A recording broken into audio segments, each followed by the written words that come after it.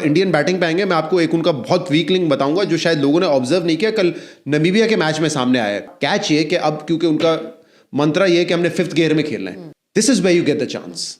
क्योंकि इंडिया का जो टेम्पलेट है वो एक ही टेम्पलेट है कि हमने एक पेस पे खेलना है। अगर आपने उनकी विकेट्स गिरा दी वो फंसेंगे। यूएसए के सामने वो फंसे, पांड्या ने आके उनको रेस्क्यू किया क्योंकि मेरे ख्याल से 10 ओवर में कोई 70-80 स्कोर था, 3-4 आउट हो गए थे। कल का आप देखें क्या किया इंडिया ने पहले 7 ओवर में 104 रन स्कोर किए, 1 आउट था। इमेजिन 7 ओवर में 104, 1 आउट अगेंस्ट नामीबिया। अगले 5 ओवर की कहानी सुने, जब स्पिनर आते हैं और पाकिस्तान के स्पिनर्स भी तगड़े हैं। हाँ, बहुत नामीबिया के स्पिनर्स आते हैं और अगले 5 ओवर में इंडिया स्कोर करता है 20 रन, सिर्फ 20 रन, 16 डॉट बॉल्स और 3 विकेटें गिरती हैं उनकी।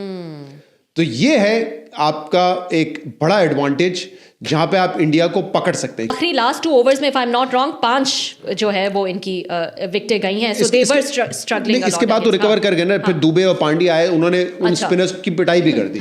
लेकिन ये 5 ओवर में इंडिया ने दिखाया कि उनकी वल्नरेबिलिटीज क्या है, कि स्पिनर्स आते हैं, गेम थोड़ा सा शिफ्ट होता है, 1-2 विकेट गिरती हैं तो फिर you can't hit out.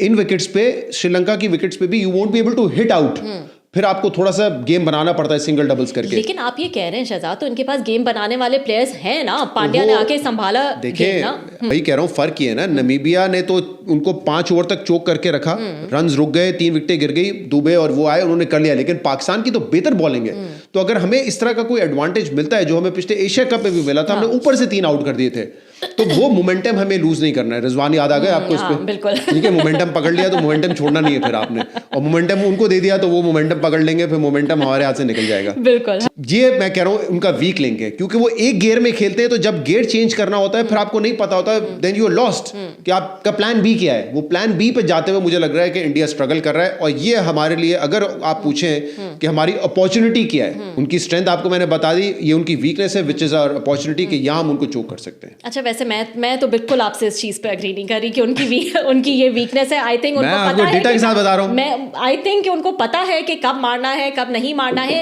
Accept for Ishan, he plays by his own rules. वो अभिषेक और ईशान दोनों, अभिषेक और ईशान एक ही टेम्पलेट पे खेलते हैं, उनको पता है कि कब। तिलक वर्मा नंबर 3 पे आ रहे हैं, मेरे ख्याल से उनको वैसे नीचे आना चाहिए, 4 पे। आई थिंक सूर्य कुमार यादव भी नंबर 1 पे आ सकते हैं, वो भी ऑलराउंड खेलते हैं। तिलक वर्मा जो है ना, वो बाय द वे ऐसे प्लेयर है जो गियर चेंज करते हैं। वो मैच जो हम एशिया कप में हारे, वो भी तिलक वर्मा की वजह से हारे थे, क्योंकि वो एंड तक लेके चला था, तो वो तो अपना गेम फिनोमिनल प्लेयर। देखिए अभिषेक बहुत अच्छा प्लेयर है, बट वो एक ही गियर में खेलता है।